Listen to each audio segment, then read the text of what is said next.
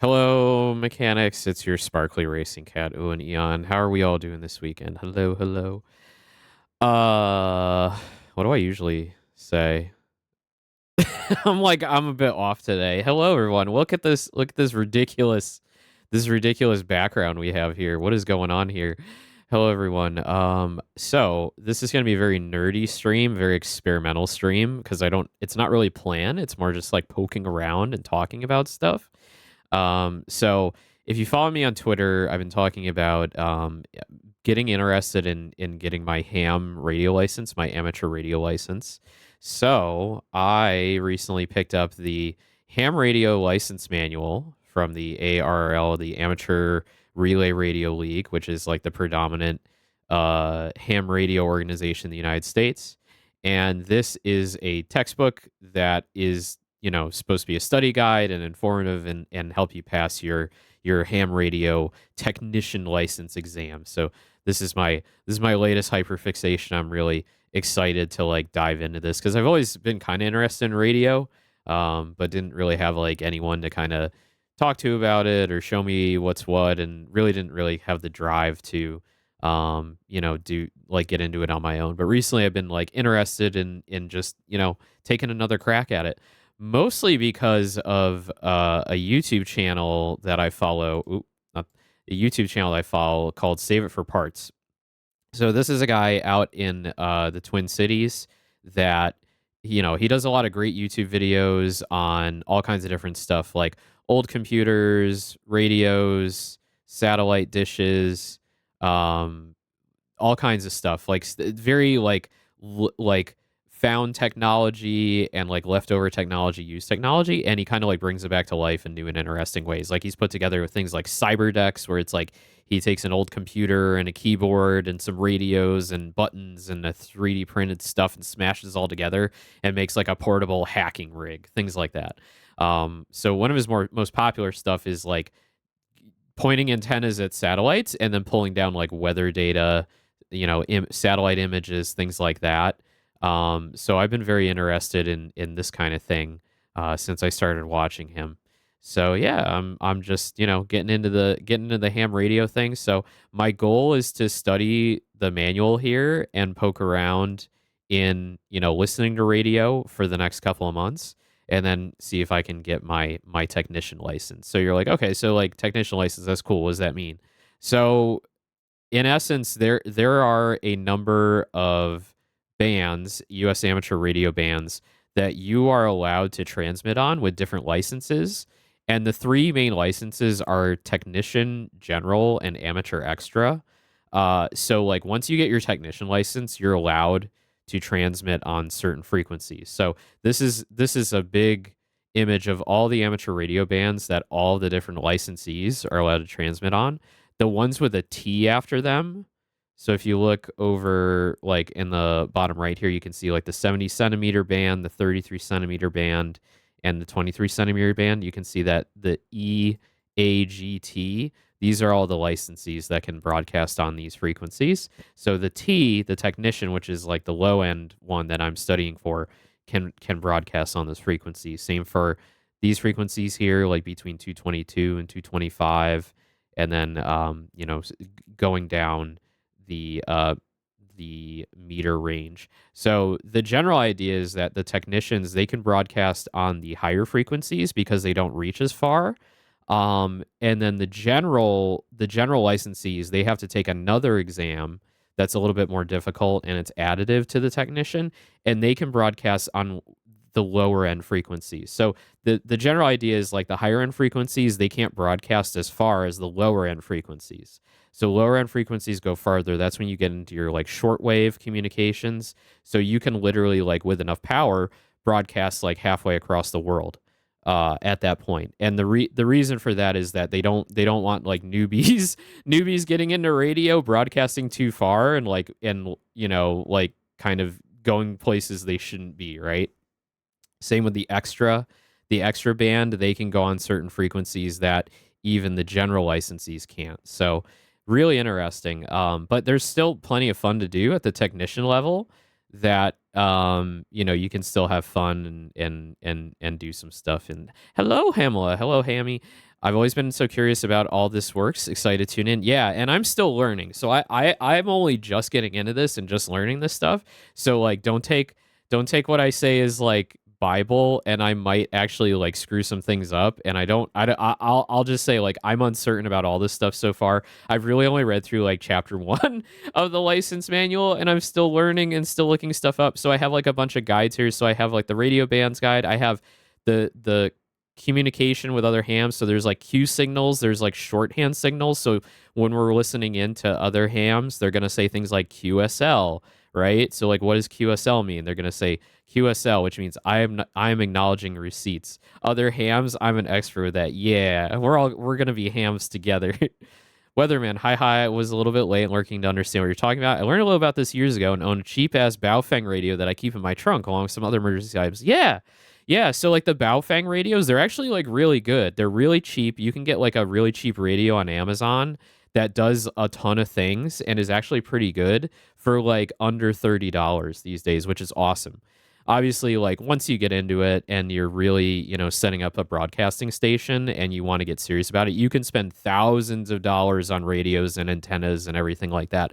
But for just starting out, like a little $30 handheld radio is just like perfect. So I've actually got one picked out. Let me see if I can bring it up here. It's on my wish list. Yeah, it's this one. Hold up. So the Quan Sheng. Oh, wait a minute. I'm not a bot. I swear. What's it? Quan Sheng UVK5. So the UVK5, this is like, well, it's not that one. Well, it is this one, but it's sold by a store for like more, like a higher price for some reason. Yeah, it's this one. So this is like one of the most recommended ones right now because you can do a lot with it. You can actually like quote unquote hack it and install like custom firmware and access like frequency ranges that you wouldn't normally be able to access.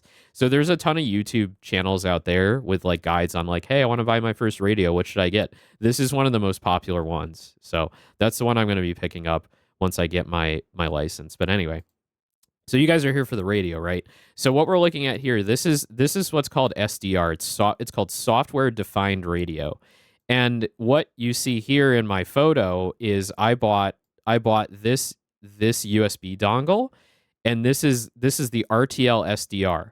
So this is a USB radio receiver that you can plug into your laptop or your computer. It's only $30, and you attach an antenna on the other end, and then you can get radio throughout the entire like spectrum. So if you have the right antenna and it's tuned to the right frequencies, you can listen to other hams out there. You can listen to broadcasts. You can get FM radio, AM radio, all the aircraft in the area. You can listen in on the aircraft frequencies. So I've actually, when I got this SDR, it came with what they call a dipole antenna. So if you remember back in the day on broadcast TV, they have the rabbit ears, right? The rabbit ear antennas. It's that. It's the rabbit ear antenna. It's called a dipole antenna. And if you tune them to a certain frequency, which means if you extend the rabbit ears to a certain length, it tunes into certain frequencies. So I had it out on my backyard yesterday. I had it stretched out, the dipole antenna, to about, I think, 4 feet long. And that was around the frequencies that the local aircraft in the area and air traffic control are broadcasting at. So I was able to listen in to pilots talking to each other and talking to air traffic control. And it was really, really cool. So what I've got here on the screen, there's a number of different servers online that are running antennas and SDRs that allow you to listen in different parts of the world. So this one is actually one in Utah.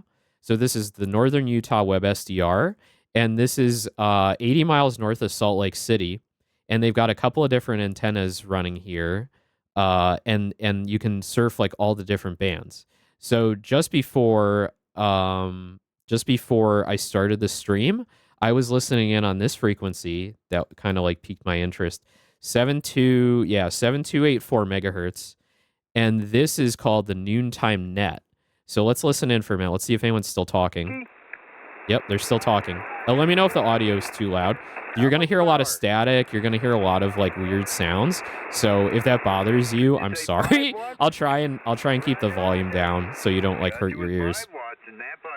So this frequency 7284 megahertz. This is what's called the noontime net. So I went and Googled it, and I'm on their website. It's the noontimenet.org. The noontime net is a public service amateur radio net that meets every day at 7.284 megahertz and 3.970 megahertz. All amateur radio operators with general class licenses or higher are encouraged to check in. So this is basically like a social event. So they have these social events over amateur radio where, somebody runs it, and they'll at noontime they'll start a network where they say, hey, any other hams out there, call in with your frequency and we'll acknowledge it. So like this one, I forget where it's based exactly, or some of the members are based. I think they're probably all over the US. But we had people checking in from Idaho. We had people checking in from the South, like all different states all over the US. So they call in with their call sign. They say, this is Kilo Golf Zulu, QSL, and then they'd respond, yep, we got you, QSL, thanks for checking in.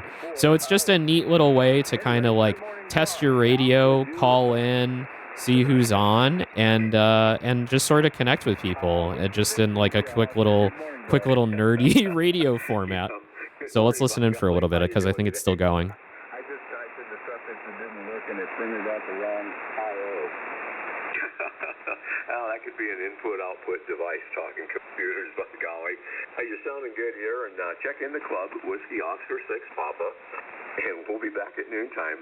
All right, very good, John. Thanks for the super. Okay, so it sounds like the event is wrapping up, because it is later in the day now. So, but there was a lot of radio traffic going on before stream, so I heard 20 or 30 different call signs checking in. So what's interesting about the call signs is you heard some of them say their call sign there. It's like, numbers and letters using the NATO alphabet. And what it is once you pass your license exam, you register with the FCC, the Federal Communications Commission, and they assign you a call sign. And that's like your name on the airwaves for like the rest of your life, or as long as you hold your license. Your license is good for 10 years, then you got to renew it. But the other thing that's interesting, and just to get into the call sign thing, you are kind of publicly listed once you get a call sign. So if you let people know what your call sign is, they can literally go online and dox you. They can go and find your real name and your address and things like that. So let's just say that once I get my call sign, I will not be talking about it on stream because I don't want to get doxxed. Yeah, so mostly if we do more streams like this, it's just going to be listening in and not broadcasting. So there's also rules around broadcasting for money as well. And I don't know the legality of that with Twitch, because technically you guys are paying me to stream, and I don't want to mess anything up by by you paying me to stream, you're paying me to broadcast on amateur radio waves, because there's rules against that. So I can't really do that either. But I think it's fun to just listen in too and just see what's going on. Yeah. So I'm gonna listen in for this station a little bit, and then we're gonna kind of move around. We're gonna watch what they call the waterfall here and see what's broadcasting on other channels. Relay. Hang on. Kilo Golf 7, India Romeo Bravo. You're checked in, Mike. All right. Thank you. Have a great day. You too, buddy. Alpha India 6 Lima Zulu. You're checked in, Bert. Oh, sound business. Thanks for picking me up. You're very welcome. Go ahead, Dion. You got him. Okay, great. Early check-ins, noontime net. 7 Bravo Delta Golf. Foxtrot Tango. Whiskey 7 Romeo Foxtrot Tango. Got you out of that, Dick. Roger, Roger. Thank you, sir. You're coming in here. Roger, Roger. 7-3. There were a couple of others. Who were they? Mr. Alpha 7 Bravo Delta Golf. Bravo Delta Golf. Victor Alpha 7 Bravo Delta Golf. Roger? Roger, Roger with a bad... Hell yeah, gonna look up these random old men by their call signs. I mean, yeah, you can. There's nothing stopping you. My throat don't feel too good at all. 7-3. All right, well, I hope it doesn't last long, buddy. Good luck. Thanks for dropping by, even so. Who was the other station? I thought there was one more. All right, maybe not. Early check-ins, noontime net.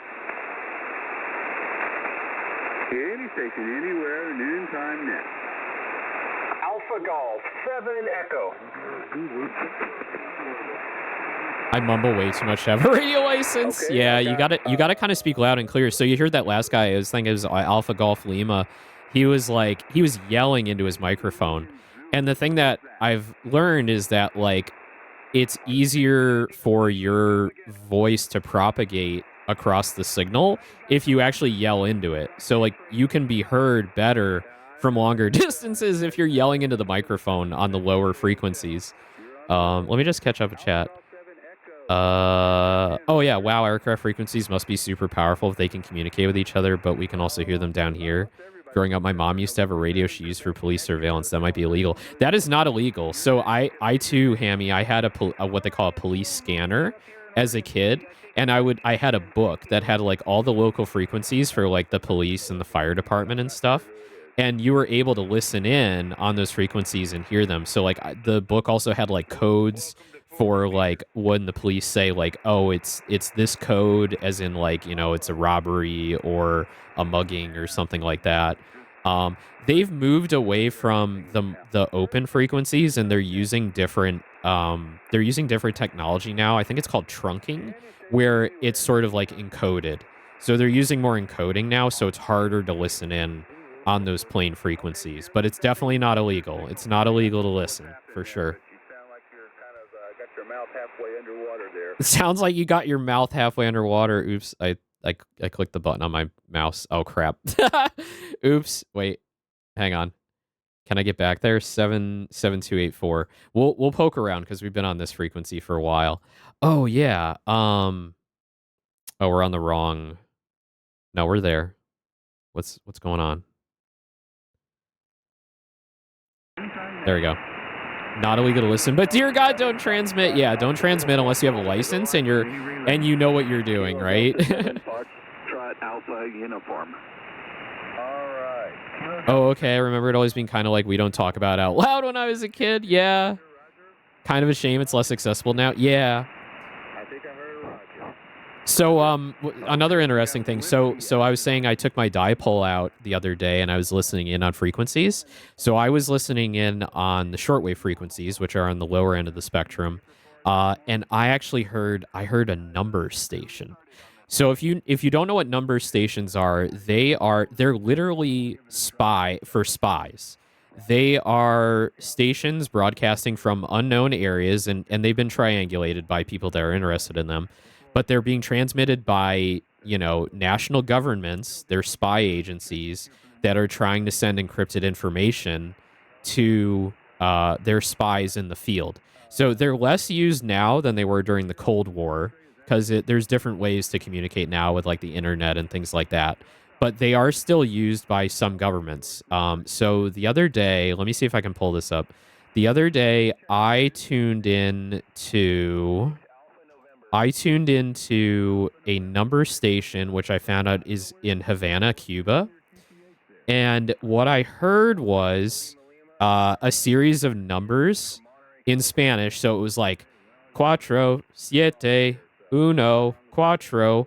And then you heard a horn. It was like, brrr. And then after the horn, there was a sound like a data burst. So like a file being transmitted over the airwaves. And that's for like Cuban spies that's been going on. And I Googled it. I went on the website that logs all these number stations, and that's been going since like 2012, I think. And they say like they know it's a Windows XP machine because at certain times they can hear like Windows XP sounds like happening in the background. So let me see if I can bring up that audio. And this is very loud. So I'm actually going to try and turn it down first. Hold on. Hold on one sec. Media VLC video source. There we go. All right. So numbers station. I don't know why I didn't have this prepared before, but anyway, this might be really loud, so be prepared to turn your audio down. This is your warning. Oh wait, it's not that. It's this. Hold on. I did try and turn it down in Audacity before stream. All right, turning it down here.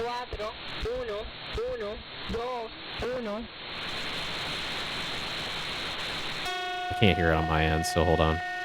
I'm sure you're hearing it right now. Yeah, there we go.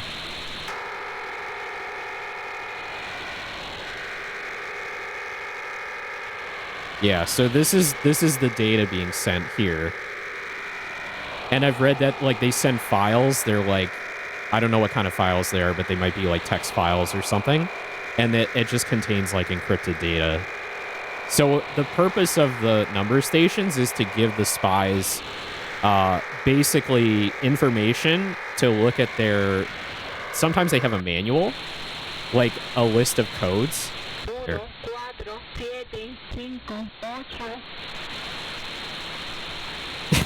The horn is so loud. It's so loud. And then the data burst. So basically that repeated for... I think I was recording for like 15 or 20 minutes. I don't know if I caught it like at the beginning or in the middle of it, but it went on like that for like over 15 minutes, yeah. You said it's been going on since 2012. Does that mean it's usually the same information? I think it changes. It definitely changes. And what it is the purpose of this, as I was saying, it's like, it's a type of encryption called what they call one-time pad. And it's basically like spies are given like literally a pad of paper or something similar when they go out in the field. And then when they hear the broadcast on these number stations, they take those numbers and they correlate it to like a grid of numbers on their pad in order to decode the message. And the message could be something like, go to this embassy on this day at this time and pick up like a package or something like that. I mean, it's like the shit you see in like spy movies and like those kinds of spy thrillers. It really do be like that. So very, very interesting that those stations are still in use. It's so cool. Romeo Whiskey Papa. Gene, we got you checked in. Roger. Make sure to drink your Ovaltine, yeah. Romeo Whiskey Papa. We got you checked in. Roger. Honestly, I can't wait till I get my call sign and it's something stupid like Foxtrot, Foxtrot, Foxtrot or something. I don't know. We'll see. We'll see what it is. All right, so we've been listening to these old dudes call each other for a while. Let's kind of surf around the band here. So this is the 40-meter band. So this is 40-meter band is this. It's in the 7 megahertz range. So it's like 7 megahertz to 7.3 megahertz. Looks like technicians, which is the license I'm going for, they can broadcast between 7.025 and 7.125, but only with what's called CW. CW is a carrier or constant... I'm Googling it right now. I'm still learning here. Continuous wave. It's continuous wave. It's Morse code. So if you're a technician between this 7.025 megahertz and 7.125 megahertz, you can broadcast on those frequencies, but only in Morse code. You can't speak. So that's very interesting that, like, honestly, it's kind of encouraging to me to be like, oh, like, maybe I want to try my hand at learning Morse code. And back in the day, before, I believe, 1991, when they redid the requirements for getting your license, it was required to learn Morse code in order to be a ham radio operator. Yeah. Ham radio. Hello, Matthew. Yeah. So we're listening in on the 40-meter band right now. We've been listening to this noontime net frequency, and we're about to go somewhere else. So let's go down. Let's go down the spectrum here. We're gonna tune it and see what we got on the waterfall here. And I'm sorry if there's like really loud frequencies, and like really annoying tones. Oops. So we're gonna kind of just try out this. It looks like there's another net here at 724.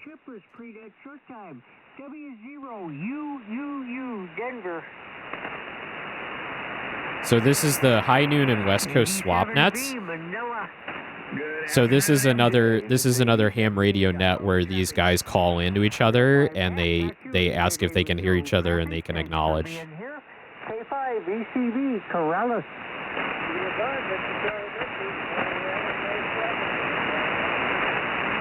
Okay, Mark, no rain, no traffic in downtown Corrales. Yeah, so the waterfall. So the waterfall is what is this graphic here. So what you're looking at, we're looking at the spectrum that we can access through this radio from around 6.9 megahertz all the way up to 7.5 megahertz.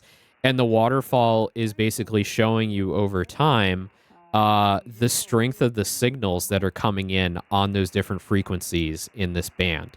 So when we see it get bright here, that means there's a strong signal coming through, and you may want to tune into that to see, like, okay, is this a person talking?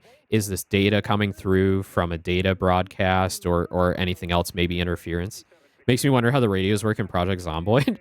Yeah, it's interesting. Is there ham radios in Zomboid? Got you up to the Beehive with no traffic. Thanks for being here. And 10W5BXE was pre-dead short time, as was NK5W Bruce.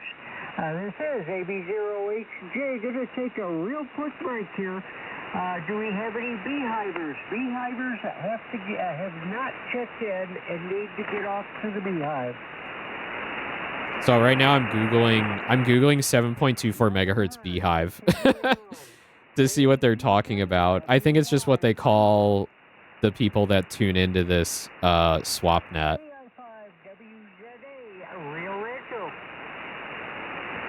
Yeah, but at the moment the main channel is just the emergency channel for weather and helicopter events. Ah, got you.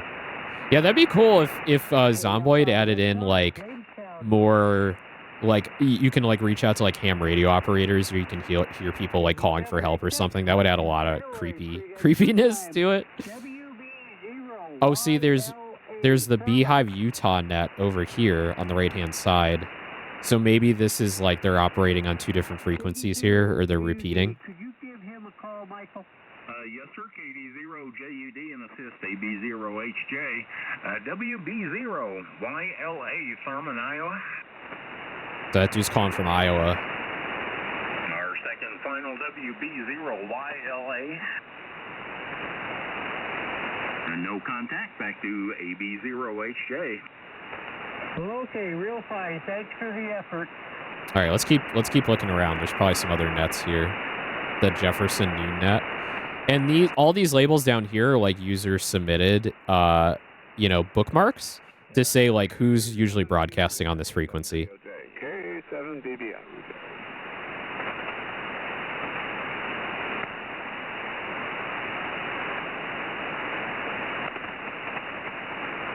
So this one's not quite as active as the other frequencies.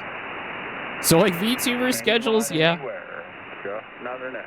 K7POJ. Yeah, sounds like this guy's struggling to get other people to call in. POJ, can you hear me? There we go.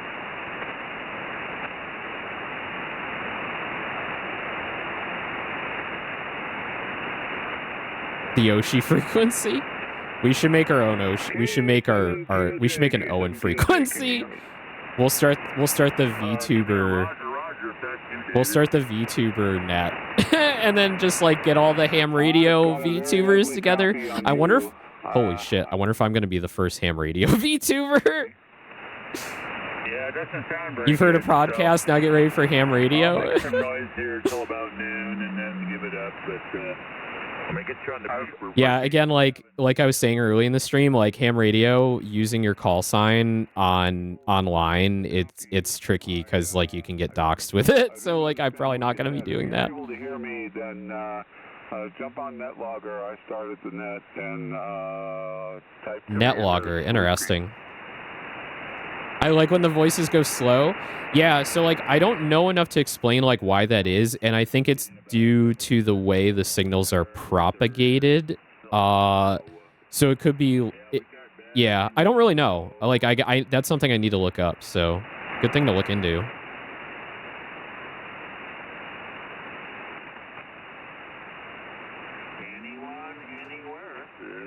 Anyone, anywhere. Another net. I'll copy. All right, let's keep poking around. I want to go to, let's stay on this band, but we'll keep going down the spectrum.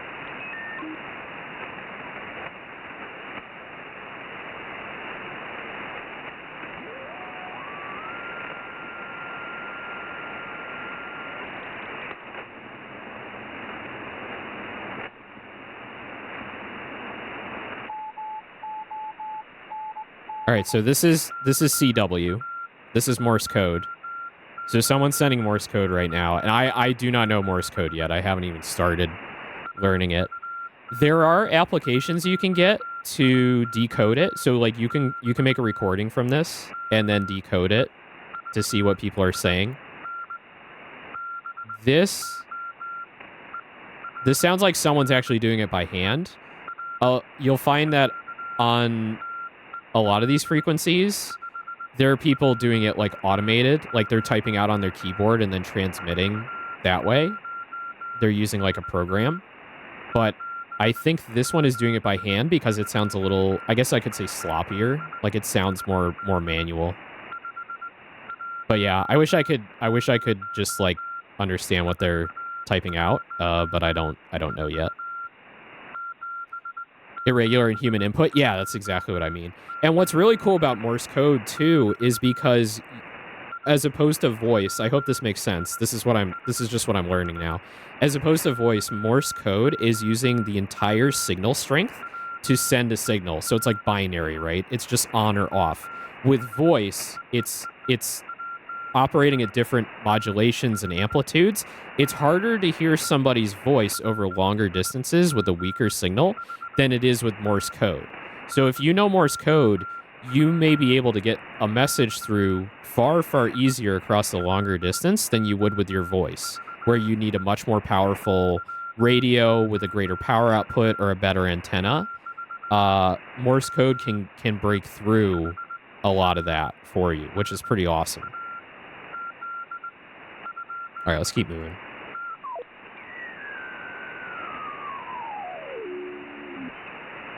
Thinking this is just like data.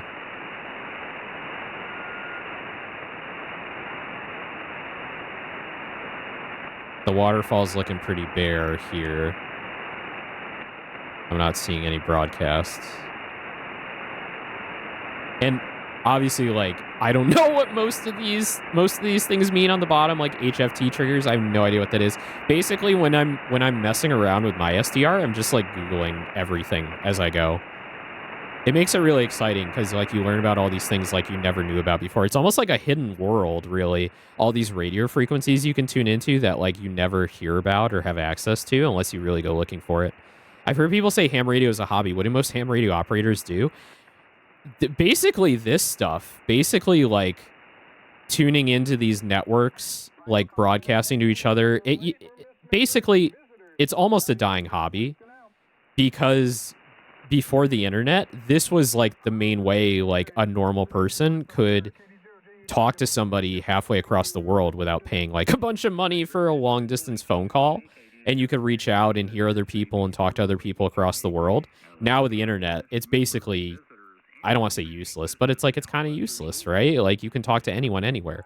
What's really interesting now is the satellite stuff. This is what's really got me interested. So what I can do is like using certain antennas and certain frequencies, I can pull down basically like weather data from satellites, TV signals, all kinds of stuff. This is the stuff that's really got me interested. The other, they argue this a lot, but like the other main use for ham radio is that as an amateur, if you get licensed, you can also operate as an emergency radio response. So if a disaster happens in your area and lines of communication go down, you are authorized to operate your radios and assist like police, firefighters, emergency response workers in getting their messages out if they need to get messages out and relay those messages. So there are instances like where hurricanes have hit the southern states and out in Puerto Rico, where ham radio operators were able to, act quickly and help emergency responders like get messages out and request aid and things like that. So that's like another reason for that. Obviously, this means ham radio is really popular with like preppers and zombie apocalypse nuts and stuff like that. But for me, I just have a general interest in it. I just think it's interesting that like you can receive signals from halfway across the world and transmit this stuff. It's just super interesting. I was curious about the frequency of sound Morse code usually comes in while looking it up. Learned that can also be a form of tinnitus. Yeah, you can also hear those things in your ears. The military would pay him to go around the world, operate radios. Yeah, yeah. I know. I have a friend who's a vet, and she did a lot of that stuff. She did like satellite radio communications. So she would be setting up like networks in remote locations, and all that kind of radio stuff. So yeah, it's still like all this stuff's like really widely used. Okay, this was the noontime net. We were already listening to that. I want to listen to like aircraft radio stuff. So that is in like the VHF UHF.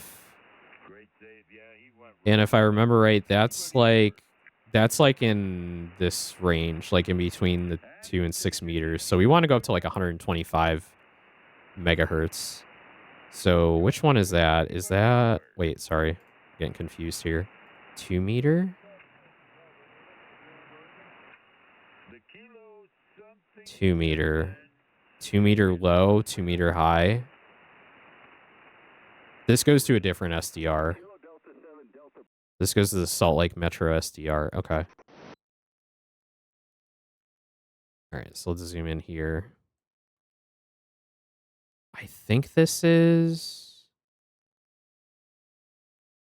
2 meter low, 2 meter high, 2 meter space. I think this is going too high. Yeah, this is going too high. Bear with me as I'm trying to I'm trying to figure this stuff out. I'm just gonna Google this air band frequencies. VHF is between 108 and 137. 108 and 137.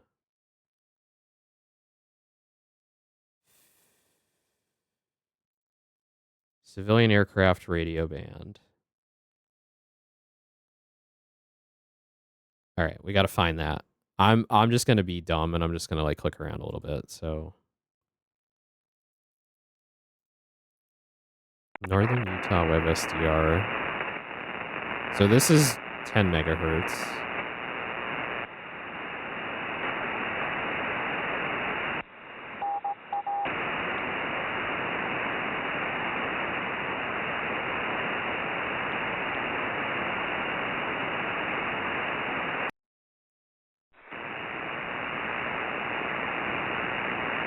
Oh, that's really low. So that's low. This is getting higher. Okay, 2017. Wow, we're already like, wow. It's busy today. It's because it's Sunday.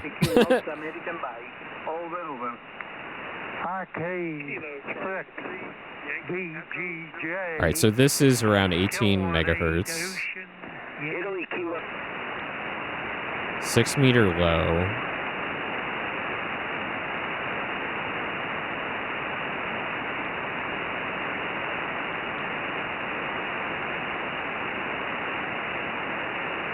I'm wondering if this particular SDR doesn't go up to the higher frequencies, like they're more concerned with the lower end of the spectrum. 10 meter, 6 meter, 2 meter. So 2 meter was at... Okay, we want 2 meter low. 19 meter. This is like the aircraft band. Yeah, this is like the aircraft band. Okay. Let's zoom in here.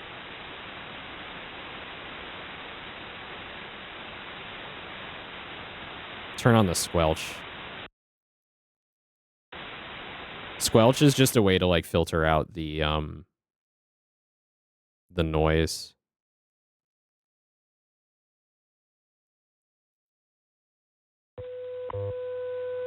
Oh, this is cool. We got like time stations, so they're like broadcasting like the time. That's really interesting.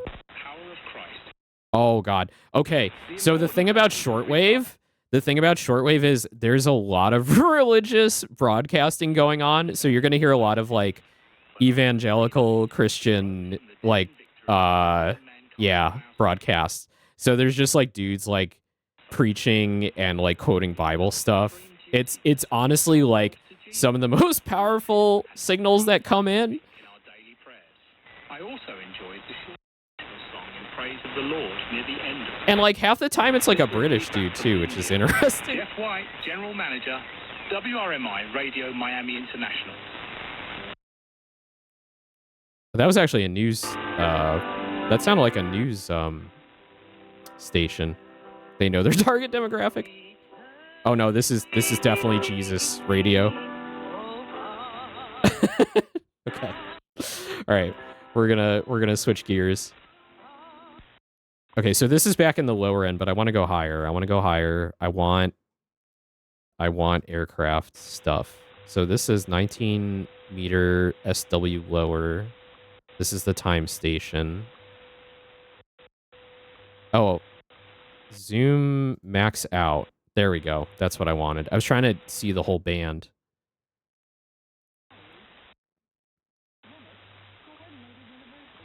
I want you to really think about this. And I know these are sometimes silly things that I say, but it's very difficult to find the right words to articulate what I'm trying to say.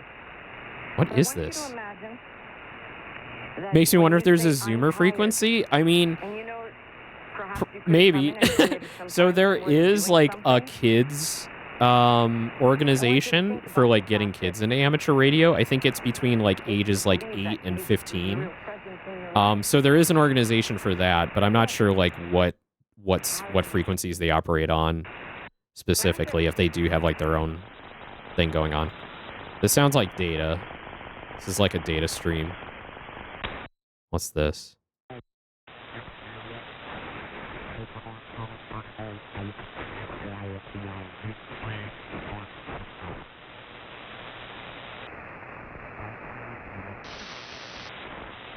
I'm trying different bandwidths here.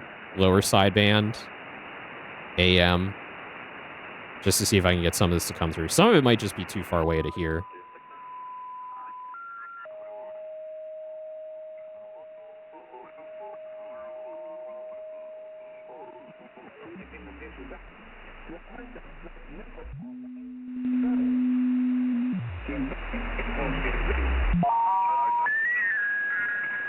Sorry if I'm blowing out your ears. Let's go back out.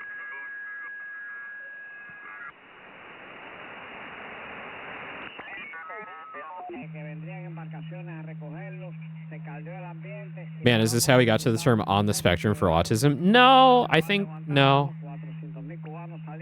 I think spectrum where did it actually originate?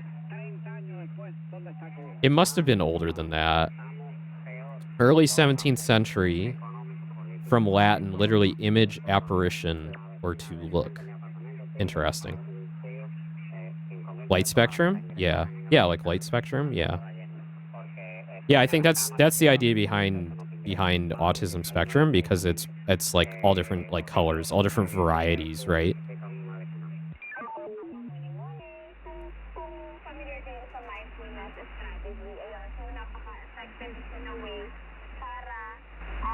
Bunch of Spanish in this range.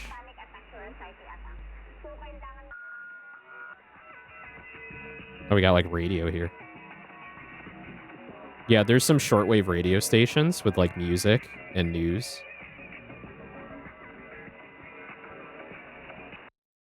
All right, max out. 2 meter bottom edge. Complex packet. What's going on in this spectrum?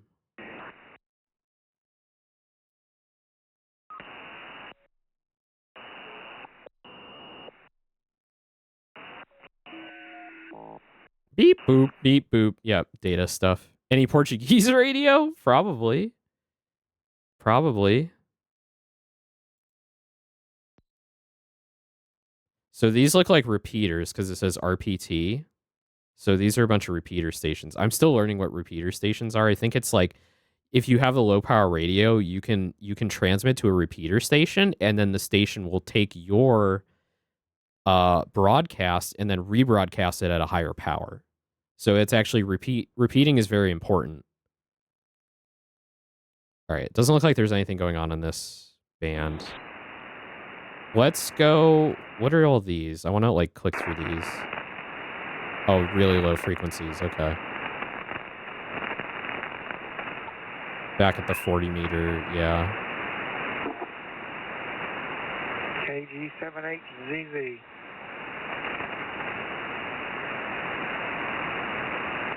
KB7QYI. We're going to go to the web. There's like a main database that lists all these SDRs all across the world. KE0OC. And I want to see if we can find one with the frequency range for like aircraft stuff. This is with 76 Quebec. No traffic, Rich, and I'd like to early out, please. Anybody need Rick? Okay, so we're looking for between 118 and 136. So like 7BH. 118, 136. Was that Scott? This one in Washington, D.C., VHF, UHF airband. Yeah, let's go check this one out. We got you. All right, so we're going to say goodbye to Northern Utah for now. And we're going to listen in on this. They all have like different interfaces too, which is really interesting, and they all look like Day 1 this afternoon and tonight. They all look interesting. I didn't want to say garbage, but like they are kind of weird. Through 7, Monday through Saturday. All right. No hazardous weather. I got to figure out. Oh, here we go. Airband. There we go. All right, what do we got here? Let's watch the waterfall.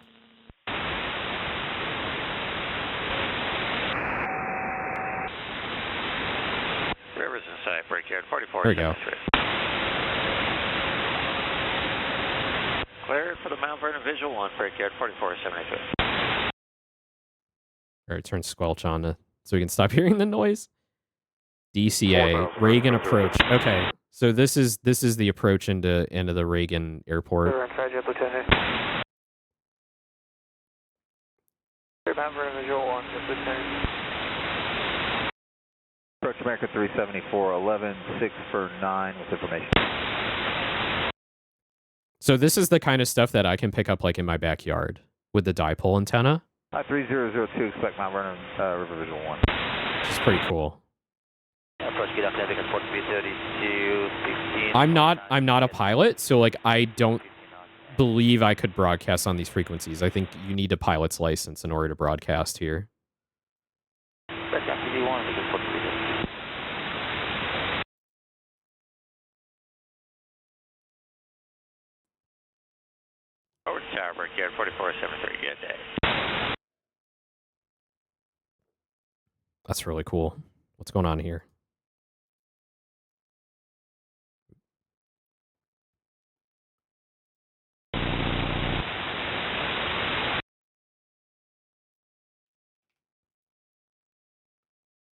I saw something in the waterfall. ROA, Roanoke Regional and Baltimore Approach. So another more airport frequencies.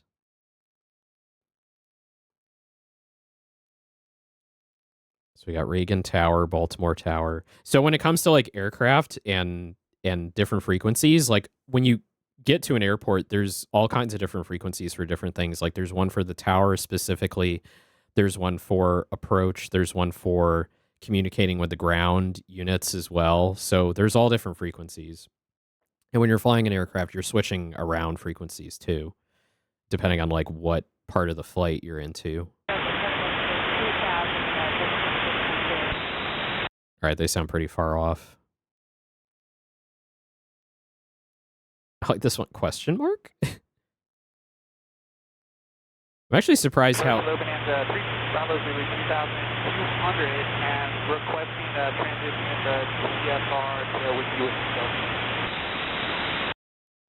Okay, so that guy there, from what I know about aircraft, he was talking to air traffic control, and he said, we're a Bonanza, which is a type of airplane, and he was saying, we want to transition to VFR. So what he's saying is that he was going from IFR flight, which is instrument rules, where you're basically flying the aircraft from waypoints, like point A, point B, point C, flying entirely by instrument, to VFR, which is visual flight rules, where you can literally like look out the window and fly the aircraft by hand, like wherever you want to go.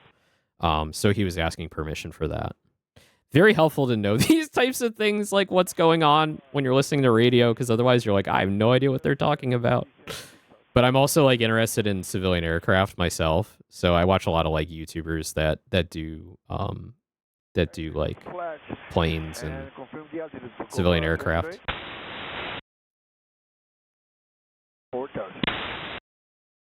That's really cool. What's this one? Washington Center. This one has some activity.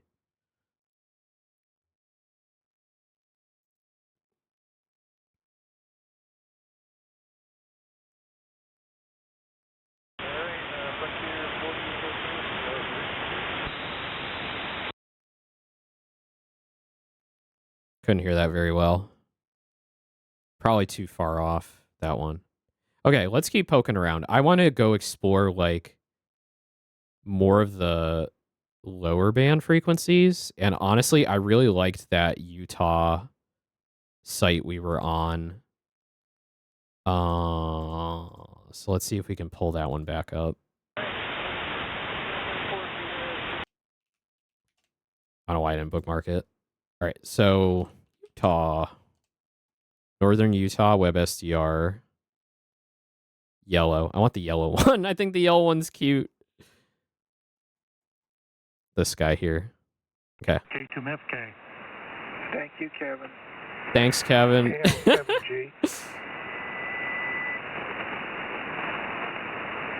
All right, so let's go to the really low frequencies here.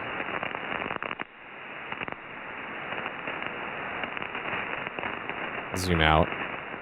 Sorry for scrolling so much. It's a little funky.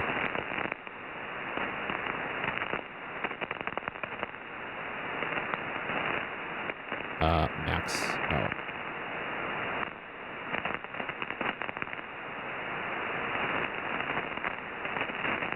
Not a lot going on here. Kevin Ham Radio Oshi.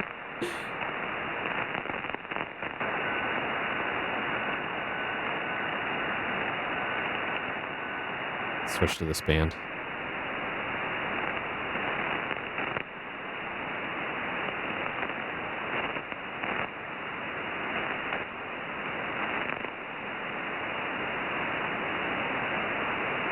Oh, what do we got going on here? Oh, ow. My ears.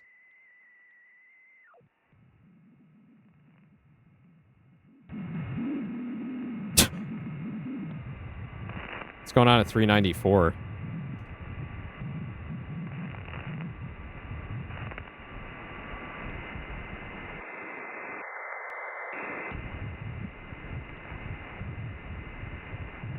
Oh, we got a bunch of stuff here.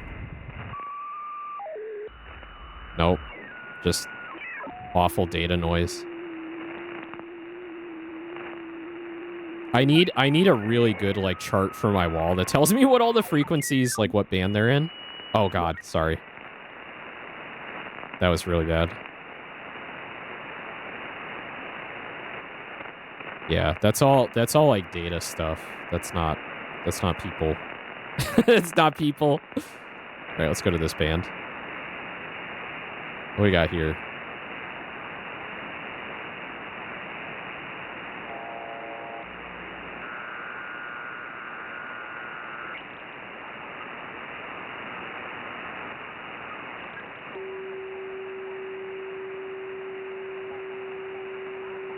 Can kind of hear somebody.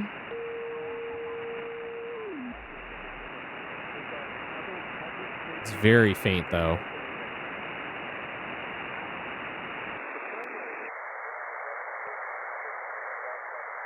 Yeah, it's like way too faint.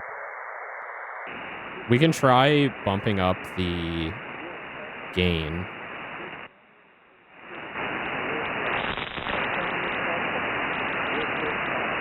Yeah, I can't really hear what he's saying.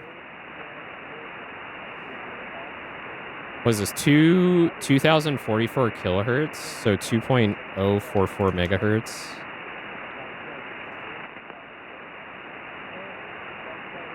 Doesn't really come up with anything interesting on Google. Okay. This is all AM radio, which I don't really want to play. Oop. China donating large sums of money to the Democratic ticket. This is like a news station. Possibly through Act Blue. We have five or six states now that are investigating Act Blue.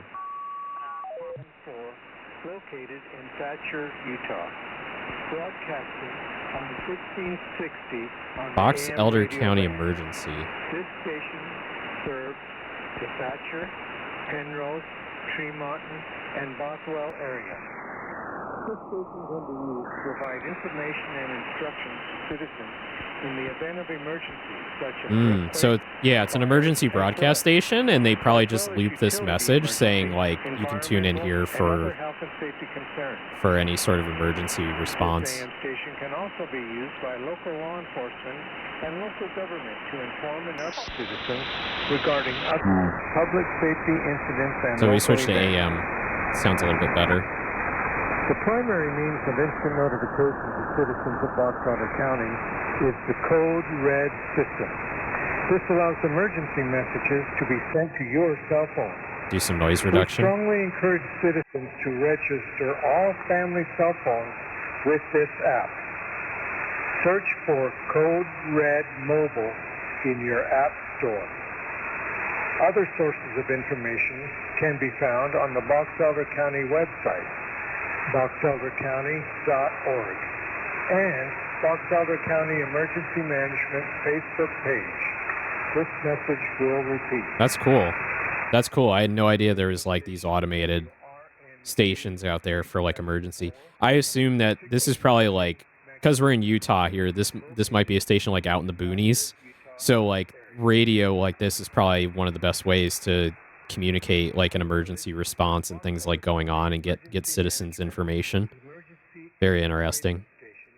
All right, so these all look like AM radio down here. We'll just pop in real quick. From the Vatican and around the world, I'm Yep, Glenn news Member, station. Catholic News Week in Review on Relevant So these Radio. are the frequencies you can just tune in on your car. Like, if your car still has an AM radio, you can tune into these frequencies. Pope Francis has asked them to continue to pray and work for peace. In these times marked by new wars, conflicts, and social unrest, the Holy Father has been untiring in calling all 12 different things you can download, but that's one of them, and that's what Brian and Brad were talking about today. Or you can always give them a call. Say, hey, I'd like to learn more. How does this really affect me? What should I be doing maybe a little What's going on differently? up here? And I don't even know better. Okay, so 833-707-3030 these is the number. frequencies. 833-707-3030. No cost, totally complimentary. Brian, Brad.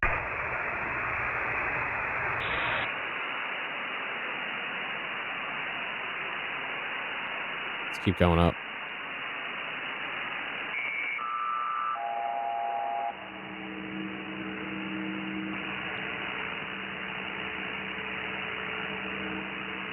Time station. Yeah, we can't. I don't see anything though.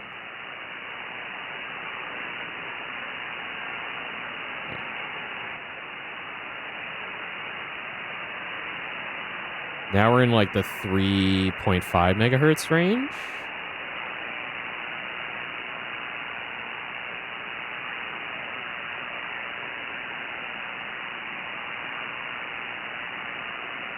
Turn it down for now till we find something. Let's just watch the waterfall here and see if anything pops up. Thank you guys for watching the ads. We've just been kind of like zooming through some of the static here, see if we can find anything. This is in the this is the 80 to 75 meter band, so we're like around 30. We're at 3.5 megahertz right now. And I'm not seeing anything. So let's go to another band. So the 60 meter band. Time station. Idaho Emergency Management.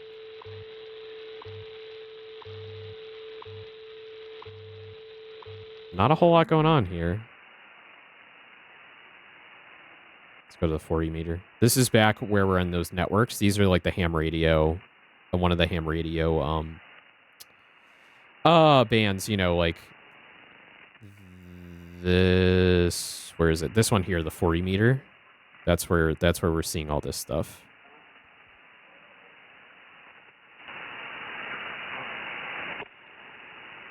We really encourage you to check in. We'd like to hear from you. Back at the noontime net. Mobile, or if you're portable, if it's first time checking in, or if you're running QRP, just know that you're invited to check in at any time. Oh, this sounds much better with the noise reduction on. Region 7 traffic to list today. What happens if it's off? Yeah. Barely have real traffic anymore with the inventions of the cell phone. But eventually, one of these days, that may not be working either. I love this guy. He just keeps rambling until people call in. He's just like, one day the cell phones will go down and we'll not have cell phones anymore, and then the ham radio operators will be number one. Oh, okay, well, I hear you loud and clear. Thank you. You're welcome. All right. Well, I do have some bad, terrible news. We lost our founder, the guy that got all of this started, Jerry. W7TVA. I'm not sure how long ago. Maybe Jerry. Years ago when they first started getting the noontime net going. I know I've been hanging around here Rest since in peace, Jerry. 1993, so that's at least 31 years, 33 years, huh? The original Radio Oshi Jerry has passed away. I'm so sorry. Jerry, W7TVA. W7TVA. Silent key as of August the 8th of this year. Take a moment of silence in remembrance of our dear friend Jerry, W7TVA.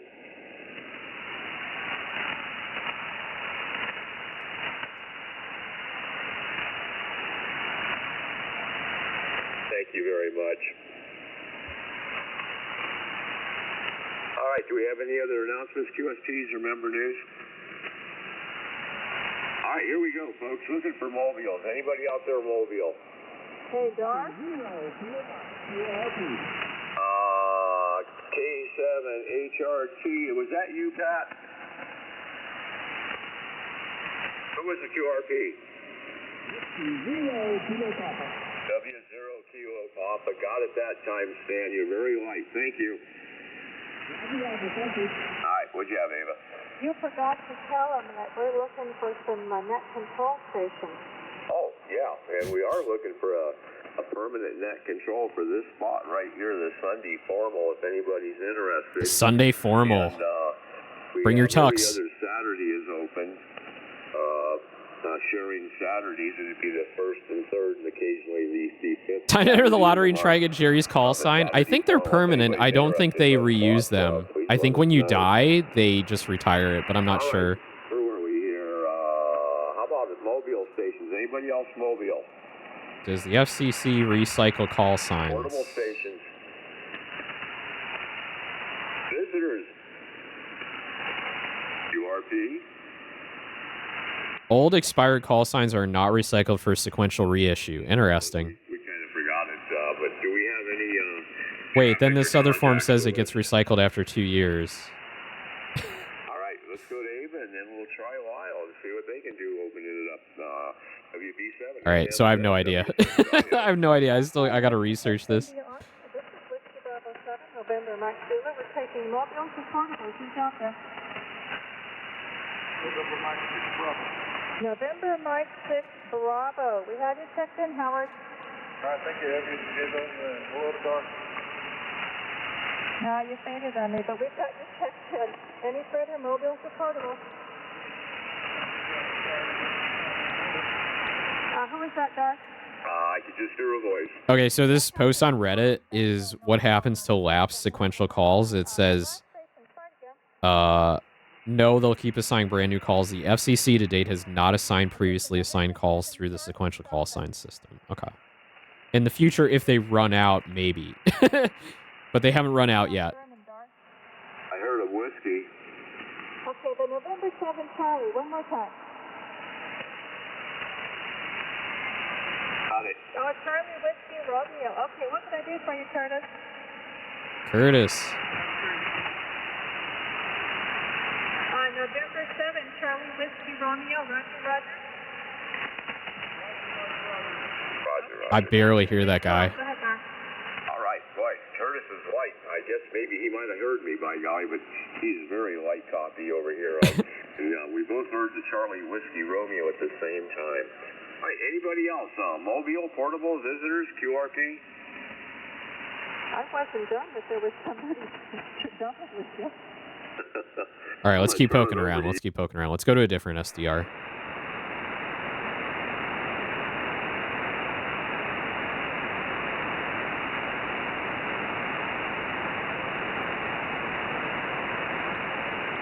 I'll need a relay. He wanted to know what happened to N7PAT. Oh, yeah. N7PAT just quit checking in. He's pretty busy and hasn't been checking in, okay? Oh, okay. I just didn't know. I didn't realize he got dropped off there, so I wanted to check. Roger, roger.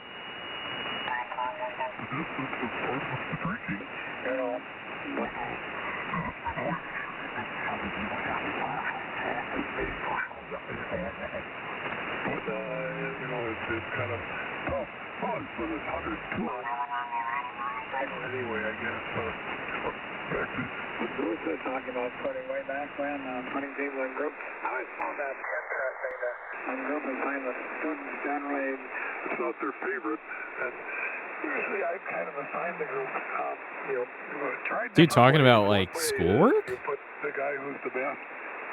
You got 4 or 5. What is this? 7.139 megahertz. And one time I put them all together, put all the students who weren't very good together, and the ones who weren't very good pulled through and did okay, and the ones who were all really good kind of ended up fighting with each other, so made it kind of interesting.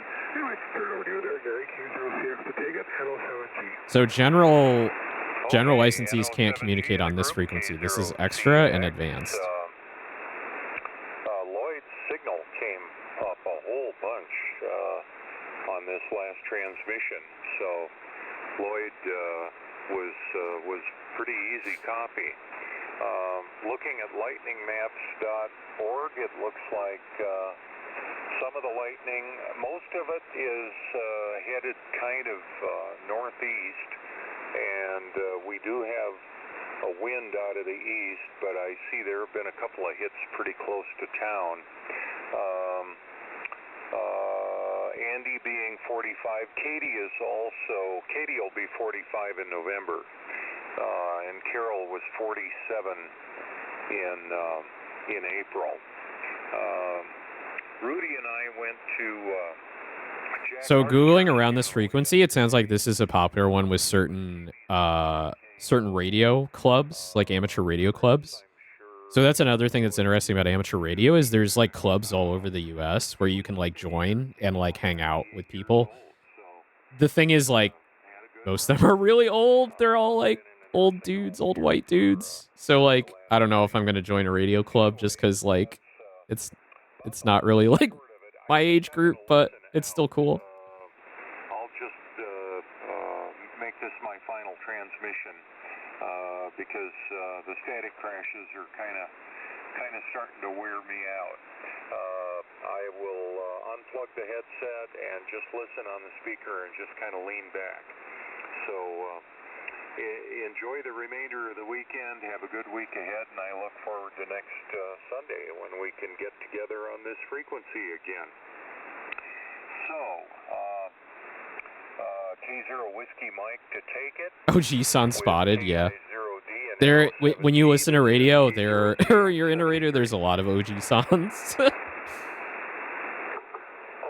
K0WM, so copy everything there.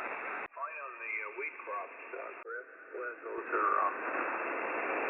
are coming in for you guys, and also for up there in Havre, I guess, so glad to see the farmers are getting some income, huh? It's got to be a tough decision about how long you hold your crops before you sell them. They're talking about like farming. This is amazing. You can do that, so not sure that's possible there. So be interesting. 7155 group. I guess there's like, this is a funny thing. It's just like, I think people kind of like, I'm just assuming here that certain groups of people probably just like kind of commandeer certain frequencies and they like do regular broadcasts on them for fun. I don't know how they like choose that, but Yeah.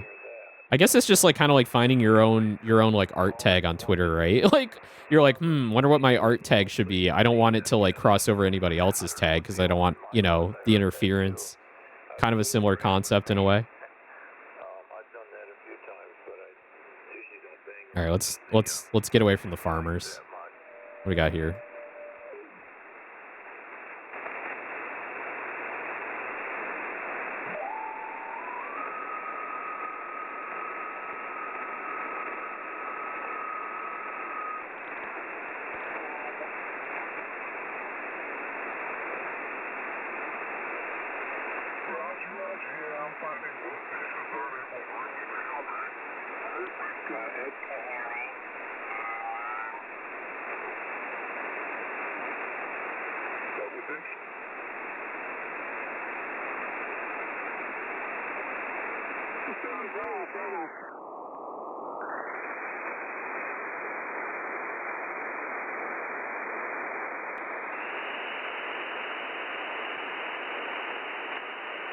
Heard a little bit there. Oh.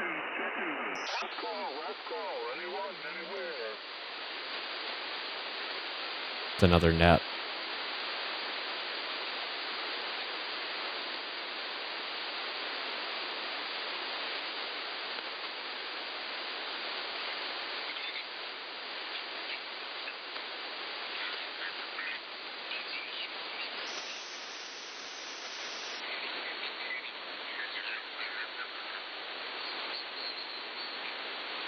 Yeah.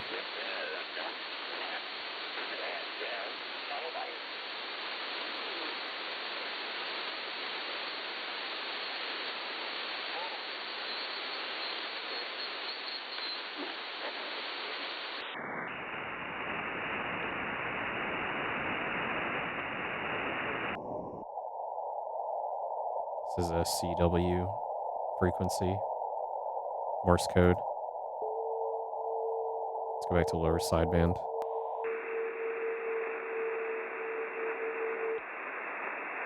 Something here.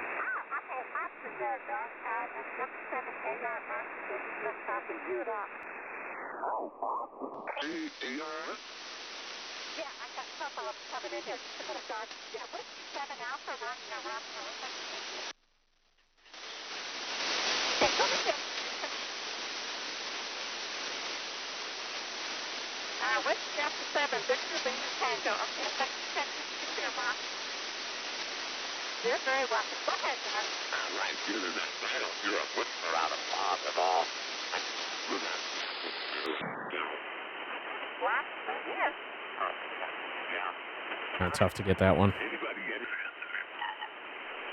Pretty good at that.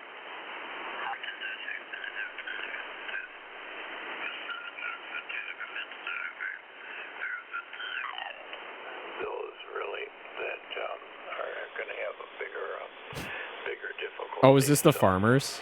Kind of interesting to see that. Did I go back to the farmers by accident? Among seniors, so I hope they learn how to be able to do something pretty soon if they can. So anyway, back to I don't know what South Dakota is. I know Montana's big sky country. I'm not sure what. Yeah, this is the farmers again. Okay. What South Dakota's called.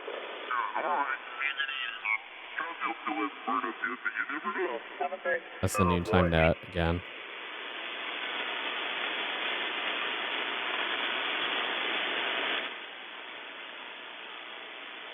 What about these purple ones? Magenta SDR? This one's pointing eastward. If we don't find anything super interesting, I'm going to call it soon.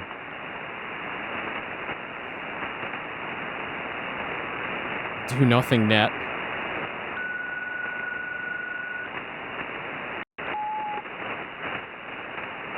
Hurricane watch net.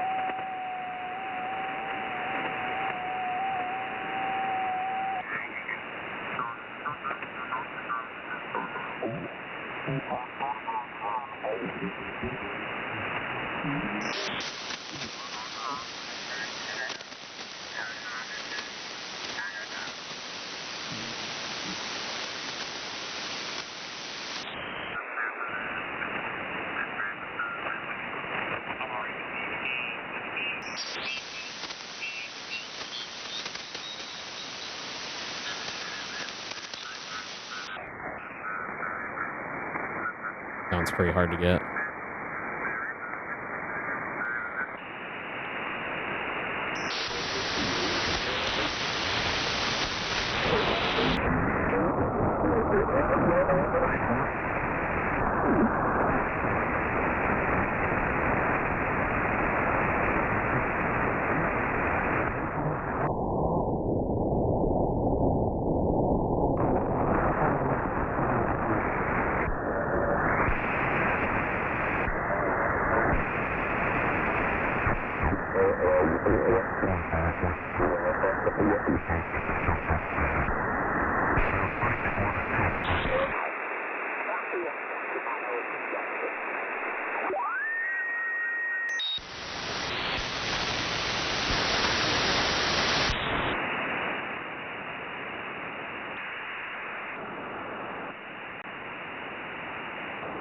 I could just do this shit for hours, honestly. It's so fascinating to, like, tune into this stuff. Time station.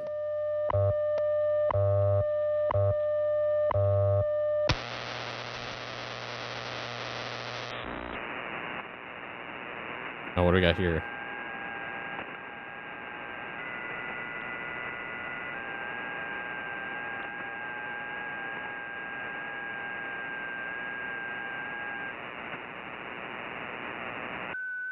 Ooh. Nope.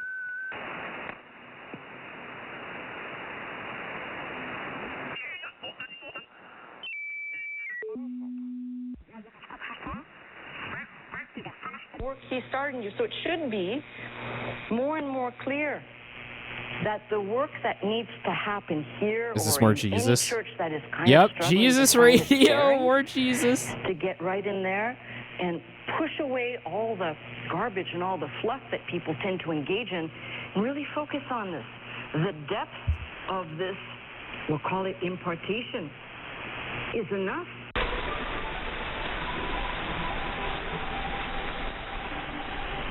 This is just a stealth Jesus stream? No, I promise. This is not, I promise.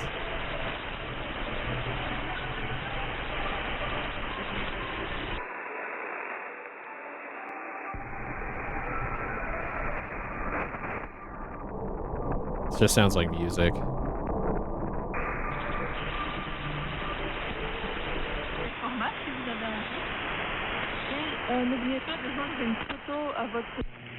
We're told to let our light shine.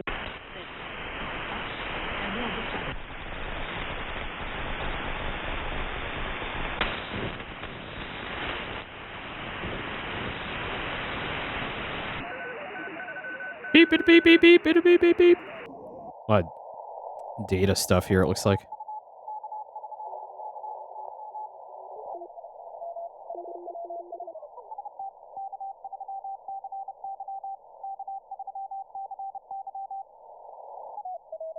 What is this? So 14030, like, what is this?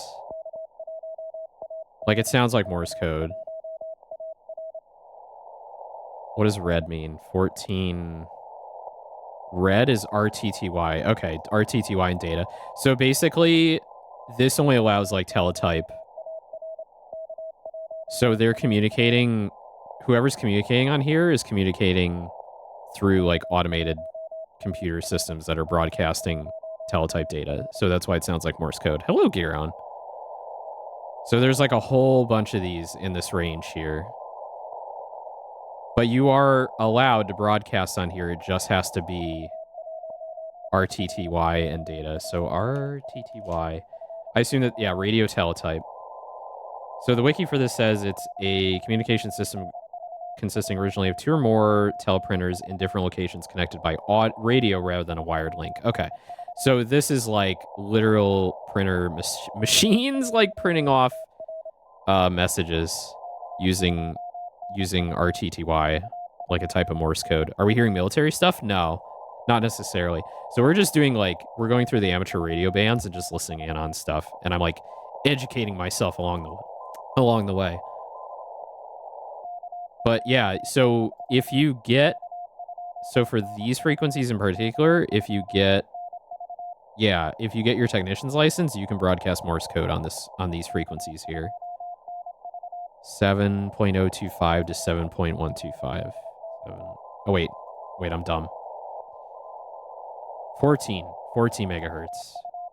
14030. No, so you cannot broadcast with a technician license. You need a general license to do this.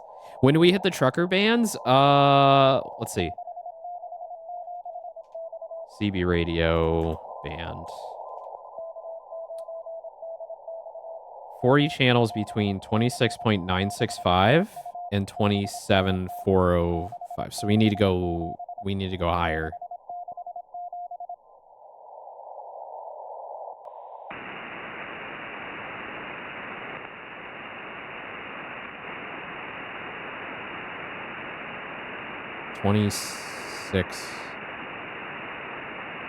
So it looks like this radio skips over those frequencies.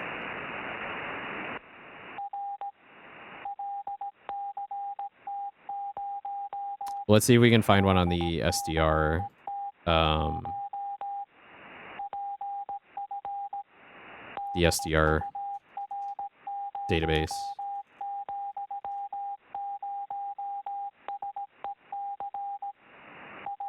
Let's get away from this first.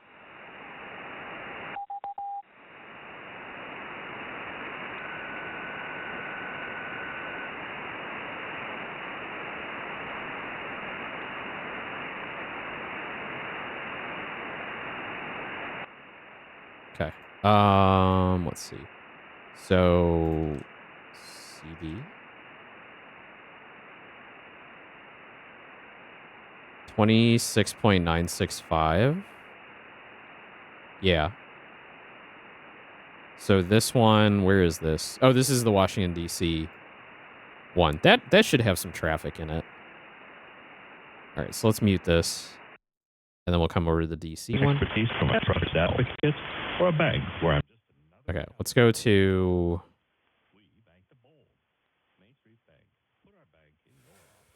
I don't know what band it is, sorry. 10 meter? 15 meter.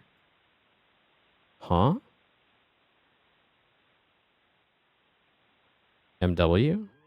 Nope. 80. 26.965. Oh, this is it. Yeah, this is it. Oop. Sorry. You gotta like scroll in the right place.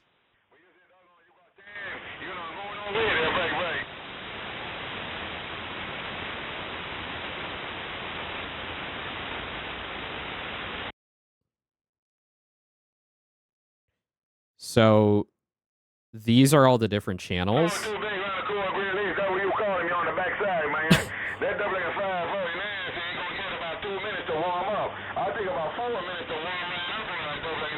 I let mine running for about 4 minutes to warm up real good. Hello to you, 549. Hello to you, long distance operator. Hello, round the cool Great Lakes. 1 touchdown south is on the mail. Come on. What? What is he saying? All right, so there's 40 different channels that you can broadcast on with CD. This is the Citizens Band, the trucker bands.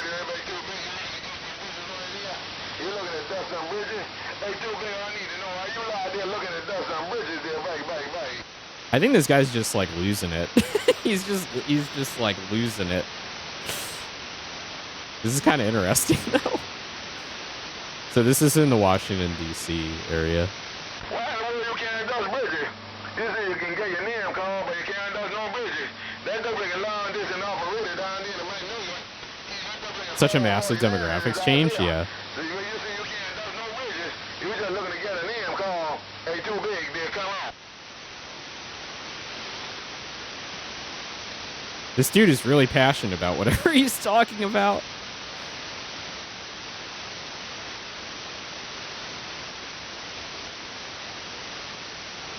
Well, you getting your name called on this condition real good. I don't know what 549 gonna do on that. I think he is talking to somebody else. We just can't hear the other guy. We're just too far away.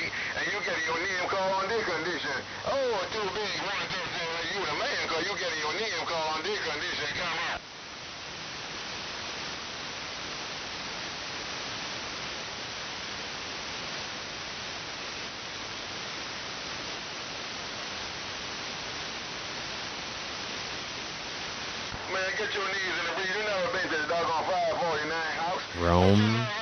This is Sparta SDR. What?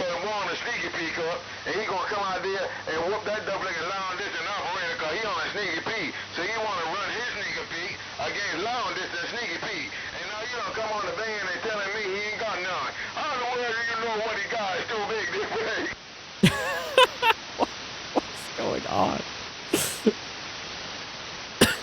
Sorry. Oh, excuse me.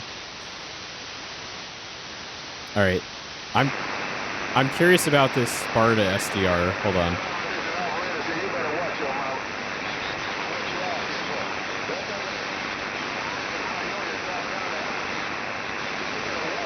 Sorry, I want to try and like mute this one. All right, bring it over to this one. Turn the volume down. This is a lot. Oh, this is a cool one. Check this out.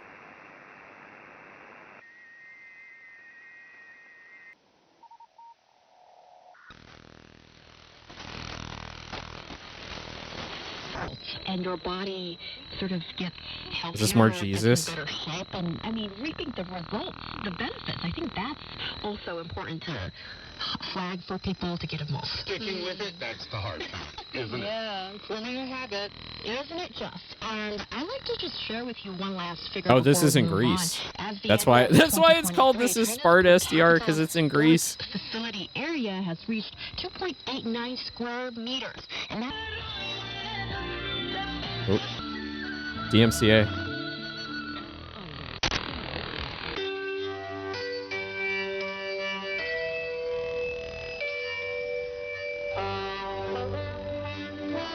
I'm just gonna keep checking back to the CB bands here and see if we can get somebody else other than that guy like ranting. Oh, this is cool. China. Oh, it's the same broadcast. Okay.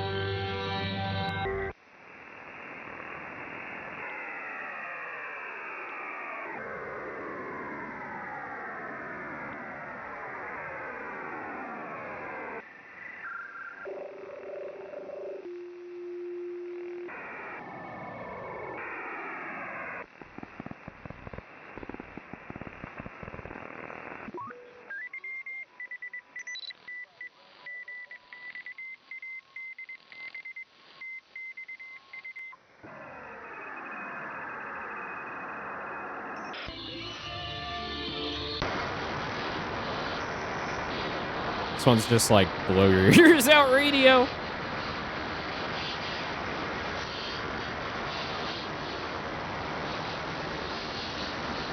Where's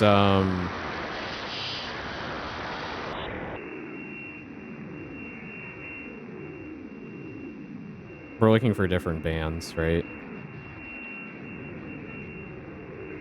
All bands. There we go.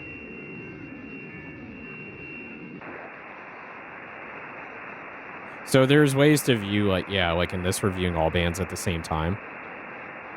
So as we go. Russian Pirates. What's this?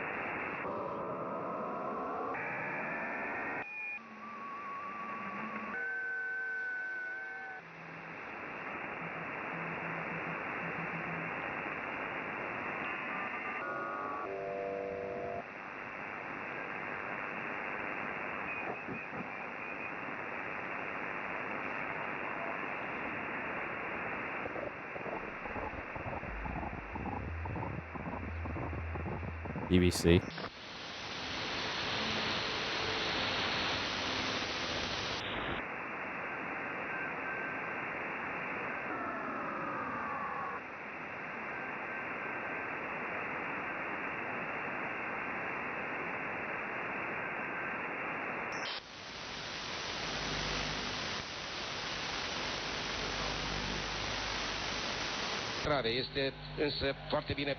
So now that we're in Greece, we're getting like all of Europe and West Asia.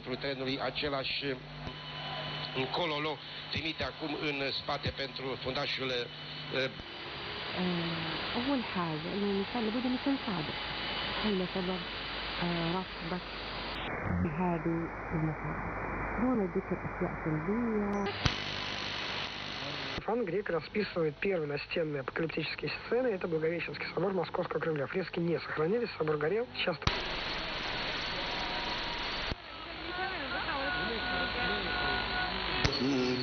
Egypt. More Romania. Ceferiste nu ajunge la balon, mingea traversează careul de 16 metri al formației oaspete. DMCA.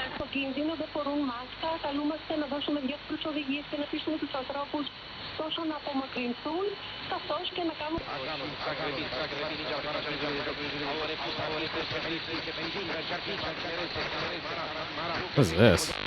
Whoa.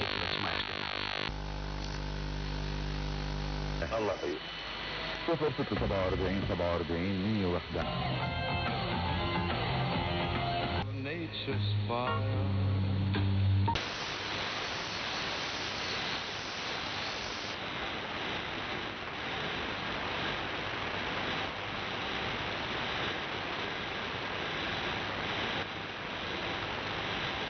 Yeah, there's so much more going on over in Europe, obviously.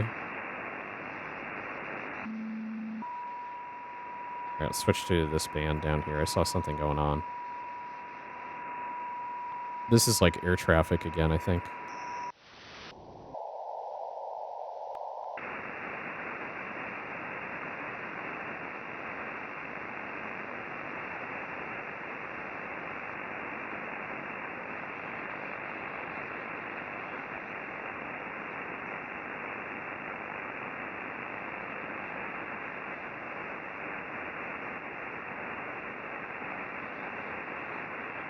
So we're on the 2 meter VHF.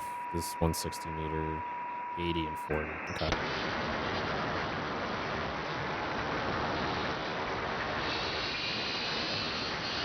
God, that was something. Go back to the CB here. See if this dude's still rambling. Oh no, did we lose him? I can hear something like very faint. There we go.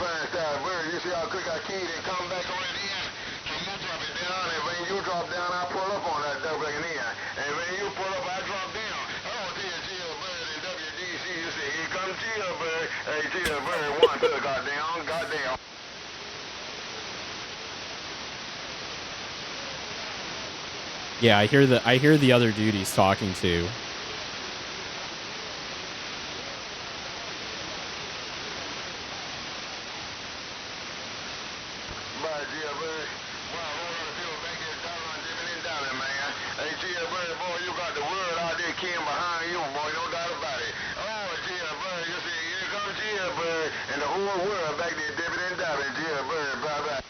Okay, alright, we're good. What else is going on this band? Oop.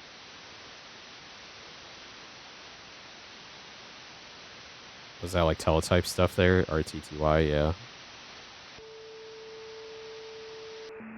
Vienna Wireless Society Net. Okay, they're not on right now.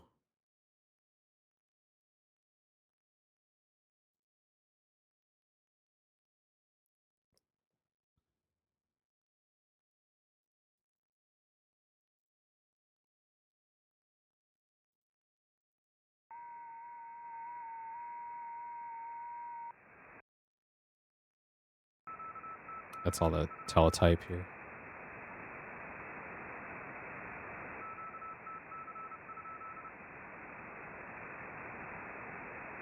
Go to the 20 meter.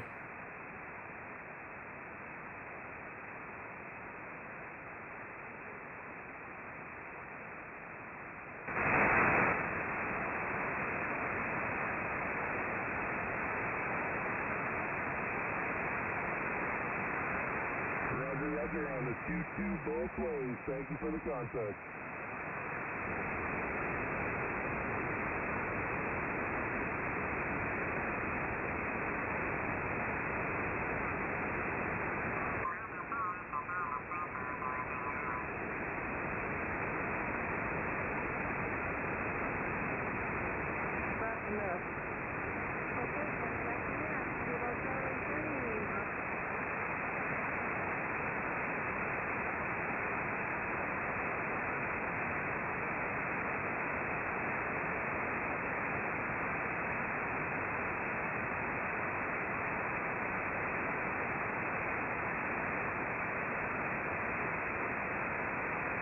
Had a couple people on here. 14280. Yeah, that's a normal ham band. Normal ham frequency. Yeah, 20-meter band I've heard is like one of the most popular for transmitting on.